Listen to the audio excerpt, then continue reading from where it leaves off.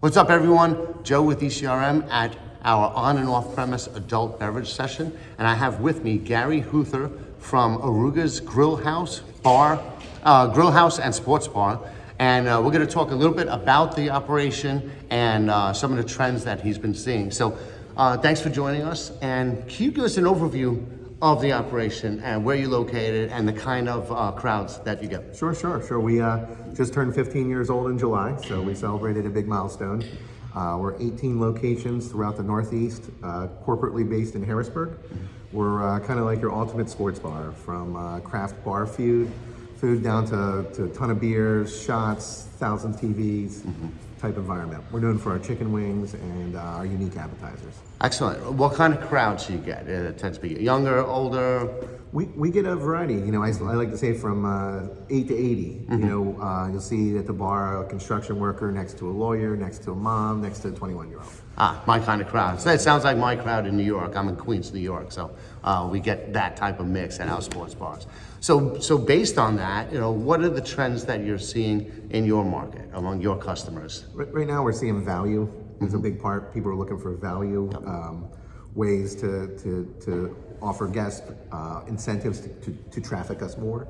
So we've been looking for unique type appetizers or promotions to draw a couple extra visits. You know, how do we get you besides, you know, maybe on a Friday and Saturday night, you know, can we draw you in for an appetizer night or a wing night or something like that? Okay, that's always the tough part. I see that in my neighborhood too, is, the Friday nights are busy, Saturday nights are busy, but they're trying different things. They may bring a live band in on a Wednesday or something.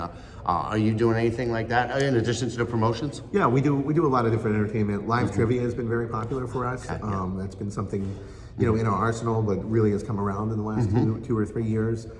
Down to entertainment, we also have the football package, so we just started an NFL season. That's a big time for us, as well as UFC fights. We show a lot of the UFC pay-per-views. Is that crowd a little more aggressive than other crowds? yeah, lay off the fireballs. You know. But you know, we get a nice crowd out for that. Very busy. Gets us into the late night evenings as well as the main events. A lot of time don't go until 11 o'clock at night. Yeah, and I've seen a lot more things like that, like trivia. I've seen chess. I've seen the like the wine and canvas things, you know, painting, and those group things tend to be very popular. So here at the session, is there anything in particular that you're looking for? Well, I think just that with some value add type items. You know, here with the beverage section, we're looking at what are some of the new trends, you know, from seeing some of the new non-alcoholic type items, you know, into that. And then we're looking at, you know, new partnerships on how we can drive some business going into 2024. Gotcha. You mentioned a non-alcoholic. I'm seeing more and more non-alcoholic cocktails pop up on menus. Do you have that on your menus yet? We don't, but we've talked to a couple of vendors today, so we're looking at that as some potential options. Awesome. Last question. You know, when you're meeting with one of the vendors here, you know, what would be your recommendations for how they should pitch to you if they got 10 minutes, 20 minutes? I think, you know, finding out what we're about before pitching, you know, where the product fits in our, you know, in our business, and how to go about that.